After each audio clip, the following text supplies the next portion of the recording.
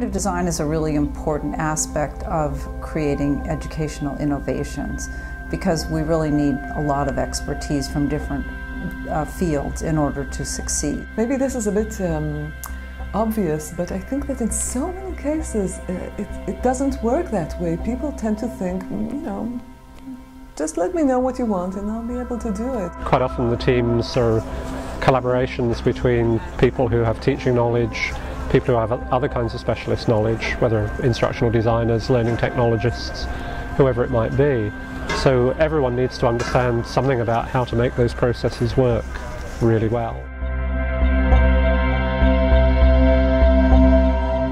In collaborative design, teachers really benefit from being able to work with discipline experts and technology experts when they're using technology for instruction. Not all of the collaborative design processes are very productive, and many times you find that people start collaboratively, but then one person in the collaboration takes the lead, and then you can get learning materials that are, for instance, have great graphics and great graphic interface, but the pedagogy is terrible. On the other hand, you get the other way around with modules that are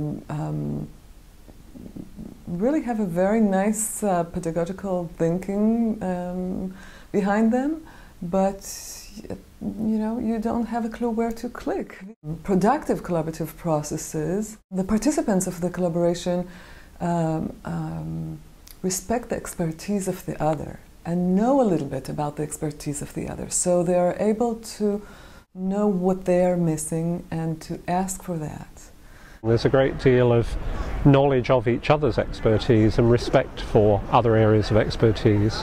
So it's not like a teacher, instructional designer, technologist all kind of sitting on their expertise and thinking that nobody else has got much to contribute to this. We're actually finding not just respect but deep knowledge of what other people are bringing to the party, and that seems to increase quite quickly over a small number of weeks in these projects. It's only when there is a lot of negotiation and creating of mutual understanding and knowing to get a little bit of each other's domain and knowing what to ask from, that we are finding this process to be productive.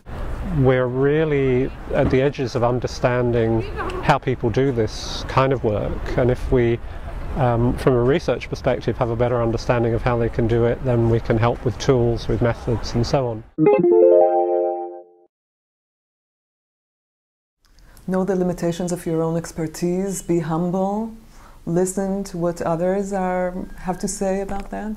Knowing what kinds of skills and capabilities other people are bringing to the table, what it is that their core expertise consists of, and how best to interact with them in order to get the best kind of outcomes for the students who eventually are going to benefit from what you're producing.